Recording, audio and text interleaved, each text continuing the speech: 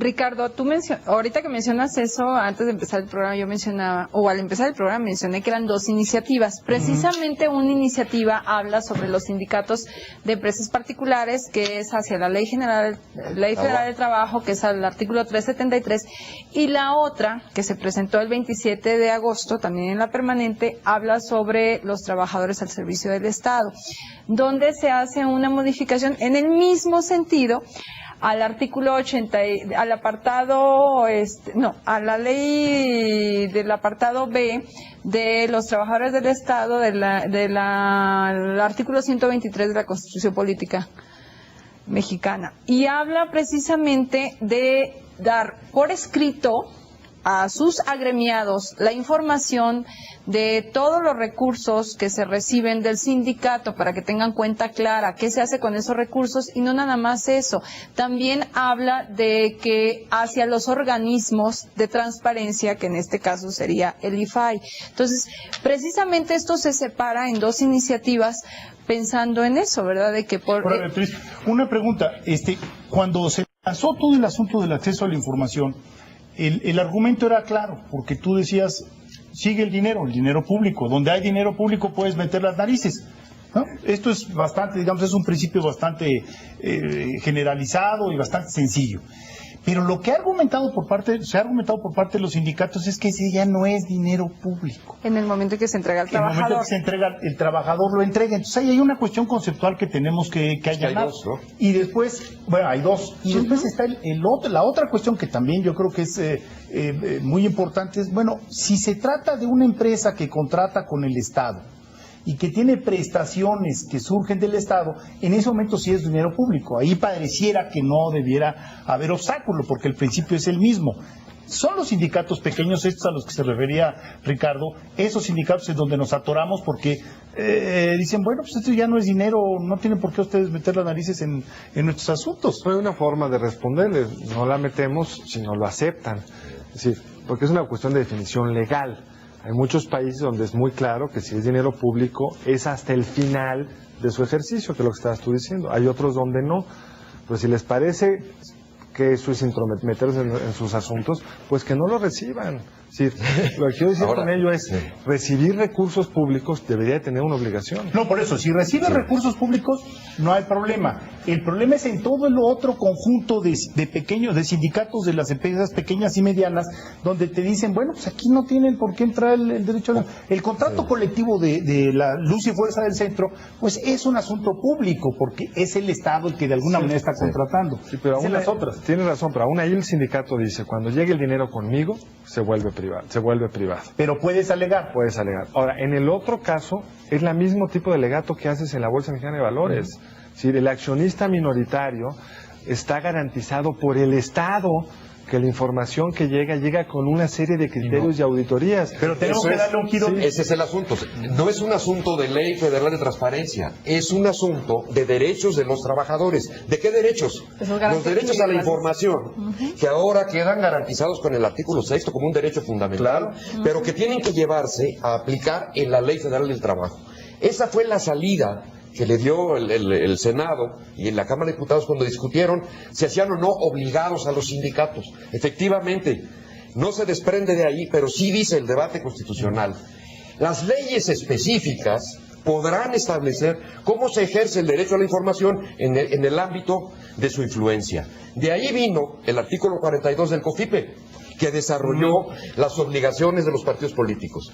A mí me parece que, digamos, el gran golpe que se puede dar para modificar el tono en que estamos discutiendo la ley del trabajo es tomar esto que es un derecho fundamental según la Constitución, el derecho a la información, llevarlo al mundo del trabajo y entonces ver a las tres grandes instituciones, la empresa, las autoridades y los sindicatos, bajo la óptica del derecho del trabajador a no estar en la ignorancia, que eso es lo que es el derecho fundamental. De su asociación. En el caso del sindicato, de su asociación, pero en el caso de las autoridades, de cómo resuelven los litigios, cuando los resuelven por adhesiones políticas, y en el caso de la empresa también. Los trabajadores tienen prácticamente todos ignorancia completa sobre las inspecciones de seguridad que se hacen en su empresa. Si ustedes ven el informe de los peritos de pasta de conchos, van a ver cómo los registros de concentración de gas venían subiendo las últimas 3 semanas. Si los trabajadores que entraron a esa mina ese día hubieran tenido esa información, estoy seguro que se niegan. Claro, ¿sí? claro. Pero no había ese derecho a la información. Pongo otro ejemplo. No se puede pedir entrar a un régimen flexible de remuneraciones basado en la productividad si no hay una base de confianza en la información sobre la productividad. Sí, claro. Así es, Claro, no hay ese para poner un segundo Ajá, ejemplo. un parámetro. Entonces, a mí me parece que quizás viendo este derecho a la información como un derecho del trabajador, podemos ver de otra manera nuestra ley del trabajo. Y eso podría ser pues una vía de verlo que no sea la demanda de flexibilidad un poco egoísta de los empresarios y la demanda de autonomía de las viejas caciques sindicales que dicen a mí no me tocas mi voto. Ahora déjame El derecho a la información yo creo que puede romper ahí una manera de ver. Déjame regresar al tema del Estado, ¿no? Ya estos son los sindicatos a los que tú haces referencia, digo, pero del lado del Estado, el patrón, el gobierno, suele ser también omiso en la información. Hace un momento tú hablabas, y coloquialmente así se dice, el contrato colectivo con el ESME. No hay contrato colectivo.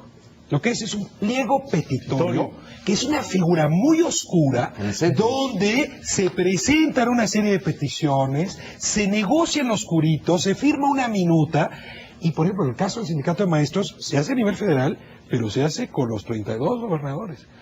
¿Cuánto dinero ha salido por ahí que nadie supo dónde fue a dar, incluido, quizá, para operación electoral? Por lo pronto, en el caso de Pemex se vio, ahí por lo menos quedó un contrato. En el caso de los maestros y en el caso de muchos otros, nadie sabe.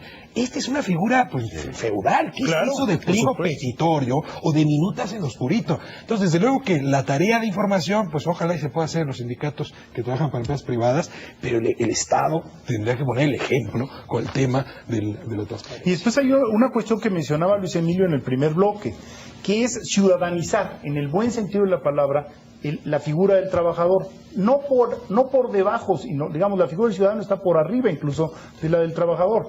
¿A qué me refiero con eso? Bueno, ¿cómo es posible que existan plazas hereditarias? Así es. Bueno, Es discriminatorio. Es discriminatorio. Es un poco el proyecto, digamos, de republicanizar el sindicato, el que haya reelección, que no se permita la reelección, que haya cuentas claras, que haya Voto secreto. estas reglas para que haya una participación auténtica. Contratación Es otro punto interna. importante, ¿eh? El voto secreto Así es es. otro punto importantísimo. Bueno, sí, es mano alzada, ¿no? ¿Quién se atreve a votar en contra del líder a mano Nadie se alzada? atreve. Fíjate que ese es otro reclamo de los trabajadores cuando vuelvo el recorrido de campaña, de que decían, oye, ¿cómo es posible? Imagínate, estás en una asamblea y de repente levanta la mano de manera económica y así como que ya hay 20 gentes cuidando quién votó por quién y están anotando. O sea, Más bien preguntan, ¿alguien está en contra? Unanimidad, compañeros. Sí. Así es. Bueno, así son las elecciones en Cuba. Sí. entonces yo creo que Exactamente es igual. otro punto Sindicatos importante. cubanos. Pero bueno, hay que ir en partes, Lo que decía coincido. tú, Luis Emilio, eso es volver a los trabajadores ciudadanos, porque logramos esa batalla en las elecciones de nuestros gobernantes. Antes era casi a mano alzada, en algún momento era casi el equivalente, están todos de acuerdo y se acabó. Luego había todos otros mecanismos para saber quién había votado por quién. Hasta que hubo voto realmente secreto, pudimos detonar todo lo demás. Me queda pendiente una preocupación.